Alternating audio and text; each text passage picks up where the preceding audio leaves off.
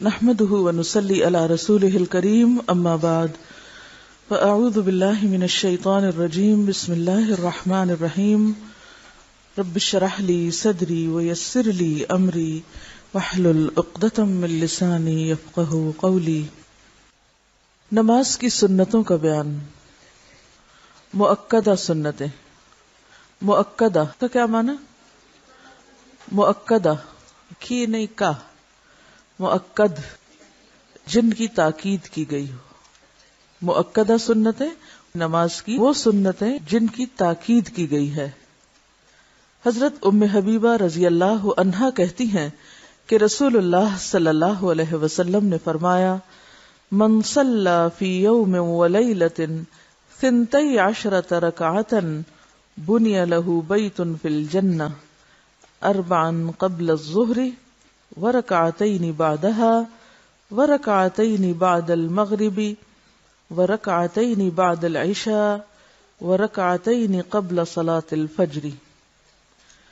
جو شخص دن اور رات میں فرضوں کے علاوہ 12 رکعتیں پڑھے اس کے لیے بہشت میں گھر بنایا جاتا ہے۔ ان 12 رکعتوں کی تفصیل کیا ہے؟ 4 رکعت ظہر سے پہلے، 2 رکعت اس کے بعد، 2 رکعت مغرب کے بعد، 2 رکعت عشاء کے بعد اور 2 رکعت نماز فجر سے پہلے۔ حضرت ابن عمر رضی اللہ عنہ فرماتے ہیں کہ میں نے رسول اللہ صلی اللہ علیہ وسلم کے ساتھ ظہر سے پہلے 2 رکعتیں پڑھی۔ اس سے کیا پتہ چلتا ہے کہ ظہر سے پہلے 4 کی بجائے 2 رکعتوں کا بھی جواز ہے، یعنی اگر آپ مصروف ہیں یا جلدی میں ہیں تو بجائے اس کے کہ بالکل چھوڑ دیں تو 4 کی بجائے 2 بھی پڑھ سکتے ہیں۔ رسول اللہ صلی اللہ علیہ وسلم نے فرمایا، رات اور دن کی نماز 2 رکعتیں کر کے پڑھو۔ تو اس سے یہ بھی پتہ چلتا ہے کہ 4 رکعت کو بھی 2 کر کے پڑھا جا سکتا ہے۔ رسول اللہ صلی اللہ علیہ وسلم سنتیں گھر میں پڑھتے تھے۔ حضرت عبداللہ بن شقیق سے روایت ہے کہ میں نے حضرت عائشہ سے رسول اللہ صلی اللہ علیہ وسلم کے نفلوں کا حال دریافت کیا تو حضرت عائشہ نے کہا، رسول اللہ صلی اللہ علیہ وسلم میرے گھر میں ظہر سے پہلے 4 رکعتیں پڑھتے تھے، پھر آپ نکلتے اور لوگوں کے ساتھ ظہر کے فرض پڑھتے، پھر گھر میں داخل ہوتے اور 2 رکعتیں نماز پڑھتے۔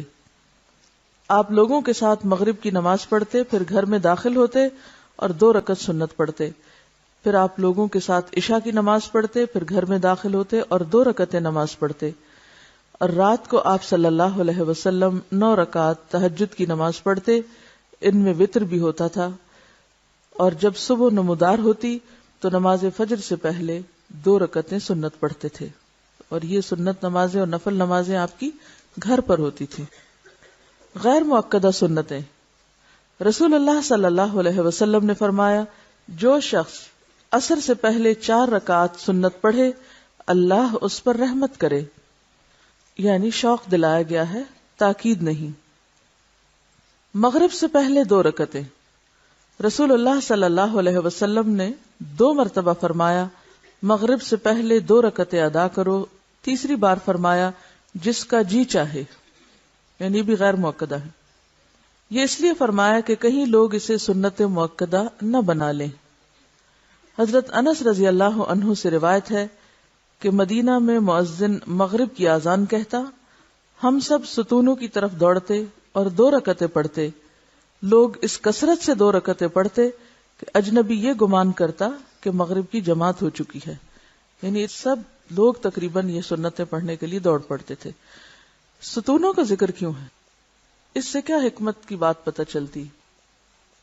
سترہ بنانے کے لیے، کیونکہ ہوتا یہ نا کہ جب سنت پڑھی جا رہی ہوتی ہے تو کوئی شخص صف کو ملانے کے لیے آگے سے گزرتا ہے، کوئی دائیں سے کوئی بائیں سے، تو اس صورت میں پھر عموماً نمازیوں کے لیے گزرنا مشکل ہو جاتا ہے۔ تو خاص سنت آپ فرض سے پہلے پڑھیں یا پھر فرض کے بعد پڑھیں، کوشش یہ کریں کہ آپ کے سامنے سترہ ہو، کیونکہ جماعت کی نماز میں تو امام کے سامنے کا سترہ سب کے لیے کافی ہو جائے گا، لیکن سنت کے لیے اپنا اپنا سترہ بنانا پڑے گا، اور اس کے لیے خصوصاً ایسی جگہ کی تلاش کہ جہاں آپ کے آگے سے کوئی نہ گزرے، جیسے پلر وغیرہ ہو، اور اگر ایسی جگہ نہ ملے تو پھر اپنی ہی کوئی چیز سامنے رکھ کے، جیسے بیگ ہے یا کوئی بھی چیز رکھ کے نماز پڑھیں تاکہ گزرنے والوں کو تکلیف نہ ہو. کیونکہ بعض لوگ لمبی نماز رستے میں پڑھنے کھڑے ہو جاتے ہیں، اس سے دوسروں کو پریشانی ہوتی ہے، تو دوسروں کو تکلیف دینے سے بچنا چاہیے. اور یہ جو 2 رکعت مغرب سے پہلے اگر آپ کو کبھی عمرے پہ جانے کا اتفاق ہوا ہو تو مسجد نبوی اور حرم پاک میں مغرب کی اذان ہوتے ہی لوگ کھڑے ہو جاتے ہیں جماعت سے پہلے یہ 2 رکعتیں پڑھنے. مرثد بن عبداللہ رحمۃ اللہ علیہ حضرت عقبہ رضی اللہ عنہ کے پاس آئے اور کہا، کیا یہ عجیب بات نہیں کہ ابو تمیم رضی اللہ عنہ مغرب کی نماز سے پہلے 2 رکعتیں پڑھتے ہیں؟ عقبہ رضی اللہ عنہ نے کہا کہ ہم بھی رسول اللہ صلی اللہ علیہ وسلم کے زمانے میں پڑھتے تھے. اس نے پوچھا اب کیوں نہیں پڑھتے؟ کہنے لگے کہ مصروفیت ہے. یعنی اس بات کا ثبوت تو ہے کہ یہ پڑھی جا سکتی ہیں، لیکن اگر کوئی شخص مصروفیت کی وجہ سے نہ پڑھ سکے تو اس کی رخصت ہے، گنجائش ہے. جمعہ کے بعد کی سنتیں. نبی صلی اللہ علیہ وسلم نے فرمایا، جب تم جمعہ کے بعد نماز پڑھنا چاہو تو 4 رکعات ادا کرو. معلوم ہوا کہ جمعہ کے بعد 4 رکعات سنت پڑھنی چاہیے، اور اگر کوئی 2 رکعتیں بھی پڑھ لے تو جائز ہوگا. حضرت ابن عمر رضی اللہ عنہ روایت کرتے ہیں کہ رسول اللہ صلی اللہ علیہ وسلم جمعہ کے بعد کچھ نماز نہیں پڑھتے تھے، یہاں تک کہ اپنے گھر آتے تو 2 رکعت پڑھتے.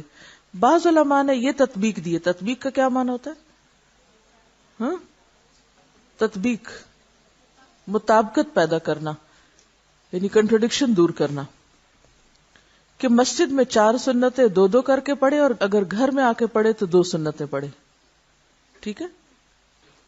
یعنی آپ دیکھیے کہ یہ جو اوپر 2 تطبیق ہے نا، تو ایک آپ صلی اللہ علیہ وسلم کا قول ہے کہ اگر کوئی جمعہ کے بعد نماز پڑھنا چاہے تو 4 رکعتیں پڑھے. لیکن آپ کا عمل کیا تھا گھر میں، کہ آپ نے گھر میں 2 رکعت پڑھی. تو علماء نے کیا کہا کہ مسجد میں پڑھنا چاہے تو 4 پڑھے، گھر پڑھے تو آپ کی سنت کی پیروی میں 2 پڑھ لی. فجر کی سنتوں کی فضیلت. حضرت عائشہ کہتی ہیں کہ رسول اللہ صلی اللہ علیہ وسلم نے فرمایا، فجر کی 2 سنتیں دنیا اور جو کچھ دنیا میں ہے اس سے بہتر ہیں. فجر کی 2 سنتیں دنیا اور جو کچھ دنیا میں ہے اس سے بہتر ہیں. حضرت عائشہ رضی اللہ عنہا سے روایت ہے کہ رسول اللہ صلی اللہ علیہ وسلم نوافل یعنی سنن میں سے کسی چیز پر اتنی محافظت اور مداومت نہیں کرتے تھے جس قدر فجر کی 2 سنتوں پر کرتے تھے. رسول اللہ صلی اللہ علیہ وسلم فجر کی 2 سنتیں پڑھتے تو دائیں پہلو پر لیٹتے. فجر کی سنتیں فرضوں کے بعد بھی پڑھ سکتے ہیں. اگر آپ ایسے وقت مسجد پہنچے کہ جماعت کھڑی ہو گئی ہو اور آپ نے سنتیں نہ پڑھی ہوں تو اس وقت سنتیں مت پڑھیں، کیونکہ رسول اللہ صلی اللہ علیہ وسلم نے فرمایا، جب نماز کی اقامت ہو جائے تو فرض نماز کے علاوہ کوئی نماز نہیں ہوتی. اس لیے اگر جماعت کھڑی ہو تو سنت چھوڑ دیں، فرض پڑھیں اور فرض کے بعد سنت پڑھ لیں. اور اگر آپ گھر میں ہی نماز پڑھیں جیسے خواتین، اور آپ کی آنکھ دیر سے کھلی ہے، وقت صرف اتنا ہے کہ یا تو سنت پڑھیں گے یا فرض، تو پھر دونوں میں چوائس کس کی ہوگی؟ فرض کی. فرض اپنے وقت پہ پڑھ لیں اور سنت سورج نکلنے کے بعد پڑھ لیں.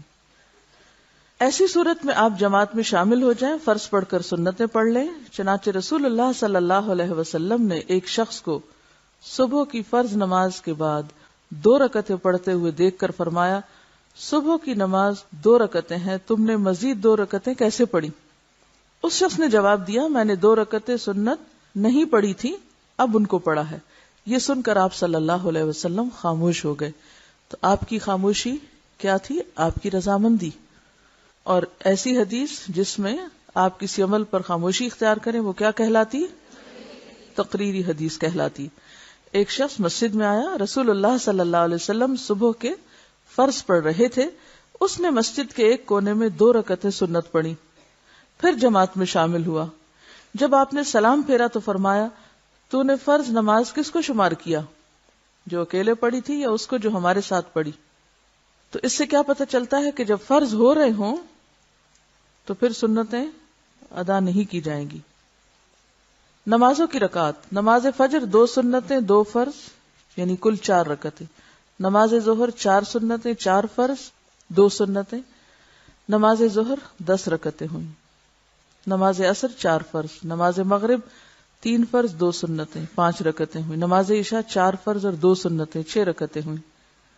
نماز وتر دراصل رات کی نماز ہے جو تہجد کے ساتھ ملا کے پڑھی جاتی ہے۔ جو لوگ رات کو اٹھنے کے عادی نہ ہوں وہ وتر بھی نماز عشاء کے ساتھ ہی پڑھ سکتے ہیں۔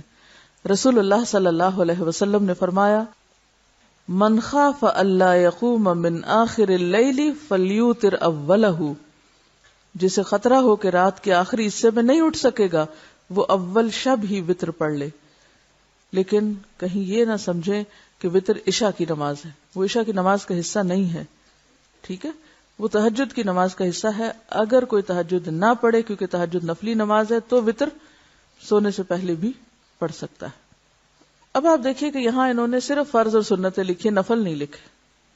تو نفل جو ہے وہ اس کی اصل کیا ہے کہ وہ ایسی عبادت ہے جو دل کی خوشی سے کی جاتی ہے اور اس کی کوئی تعداد متعین نہیں، آپ جتنے چاہیں پھر پڑھتے جائیں۔ اسی لیے یہاں لکھا ہے کہ کوئی یہ خیال نہ کرے کہ ہم نے نماز کی رکعتیں کم کر دیں، یعنی فرائض اور سنتیں گنلی، نفل چھوڑ دیے۔ نوافل اپنی خوشی اور مرضی کی عبادت ہے۔ رسول اللہ صلی اللہ علیہ وسلم نے کسی کو پڑھنے کے لیے مجبور نہیں کیا، اس لیے ہمیں کوئی حق نہیں کہ ہم اپنے نفلوں کو فرضوں کا ضروری اور لازمی ضمیمہ بنا ڈالیں۔ فرضوں کے ساتھ آپ کی نفل عبادت یعنی سنتیں آ گئی ہیں جس سے نماز پوری اور مکمل ہو گئی۔ لہذا اگر کوئی شخص یہ پڑھنا چاہے تو پڑھ لے، اگر نہیں پڑھنا چاہے تو نماز ہو جائے گی۔ ہمارے ہاں بہت سے لوگ نماز کیوں نہیں پڑھتے؟ کس لیے نہیں پڑھتے؟ لمبی بہت ہوتی، وہ سنتے ہی گھبرا اٹھتے ہیں کہ اتنی لمبی نماز کیسے پڑھیں۔ اور بعض لوگ نوافل کو بھی کس درجے میں پڑھتے ہیں؟ فرض کے درجے میں پڑھتے ہیں کہ وہ نوافل بھی کبھی نہیں چھوڑیں گے۔ نوافل بہت پسندیدہ کام ہے، اس میں کوئی شک نہیں، اور خوش قسمتی ہے اس شخص کی جس کو کثرت سے نوافل پڑھنے نصیب ہوں۔ لیکن اگر کوئی شخص خود ایسا کر رہا ہے تو سب کو اس کا پابند نہ کرے، اور خصوصاً بچوں کو، کیونکہ ابتدا میں اگر بچوں کو ہلکی نماز کا عادی کریں اور پھر ان کے اندر شعور پیدا ہو اور نماز کا شوق اور نماز کا فائدہ انہیں پتہ چلے کہ سجدوں کی کثرت کتنی فائدہ مند ہے، تو پھر وہ اپنی خوشی سے پڑھیں۔ اور نفل ہے ہی کون سی عبادت جو مجبوری سے پڑھی جائے، جو دل کی خوشی سے پڑھی جائے؟ تو وہ نوافل کیا نوافل ہوئے جن میں دل کی خوشی شامل نہ ہو؟ تو جو چیز جس مقام پہ ہے اسے اسی مقام پہ رکھنا چاہیے، اسے نہ اس سے بڑھانا چاہیے اور نہ گھٹانا چاہیے، ٹھیک ہے۔ تہجد، قیام اللیل، قیام رمضان اور وتر۔ حضرت ابو امامہ رضی اللہ عنہ روایت کرتے ہیں کہ رسول اللہ صلی اللہ علیہ وسلم نے فرمایا، علیکم بقیام اللیل فإنہ دأب الصالحین قبلکم وہو قربۃ لکم الی ربکم ومغفرۃ للسیئات ومنہاۃ عن الاثم۔ تہجد ضرور پڑھا کرو کیونکہ وہ تم سے پہلے صالحین کی روش ہے، یعنی شروع سے نیک لوگوں کا طریقہ چلا آیا ہے، اور تمہارے لیے اپنے رب کی قرب کا وسیلہ، گناہوں کے مٹنے کا ذریعہ اور گناہوں سے بچنے کا سبب ہے۔ یعنی اس کے فائدے کیا ہیں؟ نمبر 1، اللہ تعالیٰ کا قرب نصیب ہوتا ہے۔ نمبر 2، گناہ معاف ہوتے ہیں، مٹتے ہیں۔ نمبر 3، آئندہ گناہوں سے بچنے کی طاقت پیدا ہوتی ہے انسان کے اندر۔ حضرت ابو ہریرہ رضی اللہ عنہ روایت کرتے ہیں کہ رسول اللہ صلی اللہ علیہ وسلم نے فرمایا، اس شخص پر اللہ کی رحمت ہو جو رات کو اٹھا، پھر نماز پڑھی اور اپنی عورت کو جگایا، یعنی بیوی کو جگایا، پھر اس نے نماز پڑھی، پھر اگر عورت نہ جاگی تو اس کے منہ پر پانی کے چھینٹے مارے۔ اس عورت پر اللہ کی رحمت ہو جو رات کو اٹھی، پھر نماز پڑھی اور اپنے خاوند کو جگایا، پھر اس نے نماز پڑھی، پھر اگر خاوند یعنی غلبہ نیند کی وجہ سے نہ جاگا تو اس کے منہ پر پانی کے چھینٹے مارے۔ یعنی خیرخواہی کی انتہا ہے کہ آخری درجے تک ایک دوسرے کو نیکی اور تقوی کے کاموں میں آگے بڑھانے کا جذبہ۔ تو اس سے یہ بات پتہ چلتی ہے کہ نیکی کے کاموں میں انسان کو تنہا نہیں نکلنا چاہیے، گھر والوں کو ساتھ لے کر نکلنا چاہیے۔ اور چھینٹے آپ صرف اس وقت مار سکتے ہیں جب آپ کی دوسرے شخص کے ساتھ اتنی انڈرسٹینڈنگ ہو کہ وہ آپ کے چھینٹے برداشت بھی کر سکے، اور اگر عام زندگی میں دوستی نہیں، تعلق نہیں، تو پھر ان چھینٹوں کو بھی برداشت نہیں کرے گا کوئی۔ حضرت ابو ہریرہ رضی اللہ عنہ کہتے ہیں، میں نے رسول اللہ صلی اللہ علیہ وسلم سے سنا، آپ فرماتے تھے فرض نماز کے بعد سب نمازوں سے افضل نماز تہجد ہے۔ رسول اللہ صلی اللہ علیہ وسلم نے فرمایا جب انسان سوتا ہے تو شیطان اس کی سر کی گدی پر 3 گرہ لگاتا ہے۔ اب یہ گرہ کس طرح کی ہوتی ہے؟ کوئی مادی چیز نہیں ہے، مراد یہ ہے کہ شیطان انسان پر غلبہ پانے کی اور اس کو اپنے کنٹرول میں رکھنے کی کوشش کرتا ہے، اور کہتا ہے کہ رات بڑی لمبی ہے، اگر وہ بیدار ہو کر اللہ کا ذکر کرے تو ایک گرہ کھل جاتی ہے، اور اگر وضو کرے تو دوسری گرہ کھل جاتی، اور اگر نماز پڑھے تو تیسری گرہ کھل جاتی، اور وہ شادمان اور پاک نفس ہو کر صبح کرتا ہے، یعنی خوشی خوشی صبح ہوتی ہے اس کی، ورنہ اس کی صبح خبیث اور سست نفس کے ساتھ ہوتی۔ اور آپ سوچیے کہ اگر دن کا آغاز ہی سستی کے ساتھ ہو، خباثت نفس کے ساتھ ہو، تو انسان پھر کون سا نیکی کا کام خوشی سے کر سکتا ہے؟ پھر اس کے مزاج میں کہاں سے اطمینان اور سکون پیدا ہو سکتا ہے؟ تو سب سے پہلی عادت جو ہم سب کو اختیار کرنی چاہیے وہ صبح وقت پر اٹھنے کی، کیونکہ اگر دن کا آغاز درست نہیں تو انجام کیسے درست ہو سکتا ہے؟ عموماً ہم لوگ رات کو دیر تک جاگتے رہتے ہیں اور صبح فجر کی نماز بھی وقت پہ نہیں پڑھتے، تو اسی سے ساری خرابیوں کی ابتدا ہو جاتی۔ رسول اللہ صلی اللہ علیہ وسلم نے فرمایا اللہ تعالیٰ ہر رات آسمان دنیا پر نزول فرماتا ہے، جب 1/3 رات باقی رہ جاتی ہے تو فرماتا ہے کوئی ہے جو مجھے پکارے میں اس کی دعا قبول کروں، کوئی ہے جو مجھ سے مانگے میں اس کو دوں، کوئی ہے جو مجھ سے بخشش طلب کرے میں اس کو بخش دوں۔ ہم میں سے ہر شخص اس بات کا حریص ہے کہ اس کی دعائیں قبول ہوں، لیکن جو دعاؤں کی قبولیت کا وقت ہوتا ہے اس سے فائدہ نہیں اٹھاتے، اور پھر جب کوئی ضرورت پڑتی ہے تو بندوں سے مانگتے ہیں یا بندوں سے توقع رکھتے ہیں یا بندوں کا سہارا ڈھونڈتے ہیں۔ اور آپ سوچئے کہ اللہ تعالیٰ اس وقت ان بندوں کو کس نظر سے دیکھتا ہوگا جو ضرورت کے وقت اللہ کو چھوڑ کر جو ہر چیز دے سکتا ہے بندوں کے در پہ جاتے ہیں یا بندوں سے توقع رکھتے ہیں یا بندوں پر تکیہ کرتے ہیں یا بندوں پر توکل اور بھروسہ کرتے ہیں۔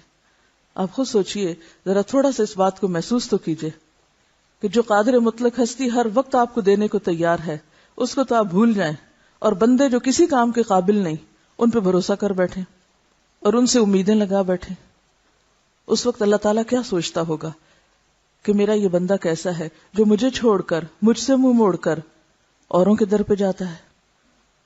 یعنی کتنی گھٹیا حرکت ہے ویسے بھی اگر سوچا جائے تو، اور کتنی بے وقوفی کی بات ہے کہ جو رب سب کچھ کر سکتا ہے اس سے تو نہ مانگا جائے، اور انسان جو کسی کام کے لائق نہیں، کچھ بھی ان کے اختیار میں نہیں، مٹی کے پتلے ہیں، ان کے پیچھے بھاگے انسان اور ان سے مانگے اور ان پر نظر رکھے۔ تو پہلی چیز جو ہمیں زندگی میں لانی ہے وہ اللہ کی پہچان ہے، اور اللہ کی قدر پہچاننے کی بات ہے، اللہ کی عظمت کو دل میں لانے کی بات ہے۔ جب تک وہ نہیں آتی کوئی عمل درست نہیں ہو سکتا، نہ نمازیں درست ہو سکتی ہیں اور نہ ہی معاملات اور اخلاق درست ہو سکتا ہے، کیونکہ ہماری ساری خرابیوں کی اصل وجہ شرک ہے کہ ہم اس کو بھول کر اوروں پہ توکل کرتے ہیں، اوروں کی طرف دیکھتے ہیں۔ تو ہم میں سے کون ہے جو محتاج نہیں؟ ہم میں سے کون ہے جسے یہ ضرورت نہیں کہ اس کی دعائیں قبول ہوں؟ ہم میں سے کون ہے جو یہ نہیں چاہتا کہ اس کی سنی جائے؟ لیکن جب وہ پکارتا ہے تو ہم سو جاتے ہیں۔ لہذا ہم سب کو پھر اپنے اندر جھانکنے کی ضرورت ہے اور اپنی کمی کو دیکھنے کی ضرورت ہے، نہ کہ اللہ پر شکوہ کرنے کی۔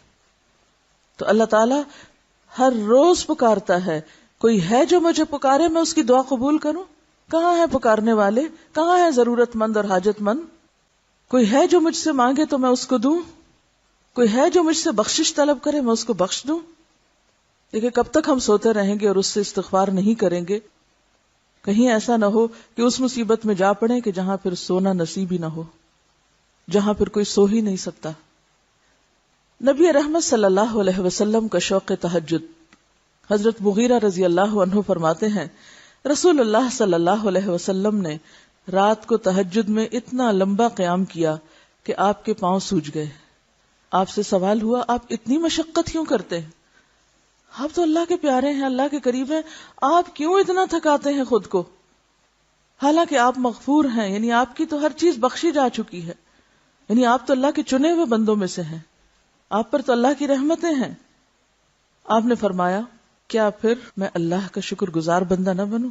یعنی اگر اللہ نے مجھ پر اتنا انعام کیا ہے، اتنا کرم کیا ہے، کہ ہر نعمت سے نوازا ہے، نبوت کی نعمت سے نوازا ہے، بخشش و رحمت کی نعمت سے نوازا ہے، تو پھر کیا مجھے شکر گزار نہیں ہونا چاہیے؟ یہ سب کچھ پا کے پھر سو جانا چاہیے، پھر آرام کرنا چاہیے، پھر اسی رب کو بھول جانا چاہیے جس نے یہ سب کچھ دیا؟ تو شکر گزاری کیا ہے؟ نعمتوں کا اعتراف، اور نعمتیں پا کر نعمت دینے والے کو یاد رکھنا، اس کو نہ بھولنا، اور اسی کو نمبر 1 رکھنا۔ نیند سے جاگتے وقت یہ دعا پڑھیں۔ حضرت عائشہ رضی اللہ عنہا فرماتی ہیں کہ رسول اللہ صلی اللہ علیہ وسلم جب رات کو بستر سے تہجد کے لیے اٹھتے تو یہ دعا پڑھتے: اللہ اکبر 10 بار، الحمدللہ 10 بار، سبحان اللہ و بحمدہ 10 بار، سبحان الملک القدوس 10 بار، استغفر اللہ 10 بار، لا الہ الا اللہ 10 بار، اور پھر اللہم اعوذ بک من ضیق الدنیا و ضیق یوم القیامہ 10 بار۔ یہاں گنتی کا ذکر ہوا ہے کیونکہ 1 سے زائد تسبیحات ہیں، اور 10 بار گننا کچھ مشکل بھی نہیں۔ ساری تسبیحات پڑھ کے اللہ کی بڑائی بیان کر کے، اللہ کی تعریف بیان کر کے، اللہ کی تسبیح بیان کر کے، استغفار پڑھ کے، لا الہ الا اللہ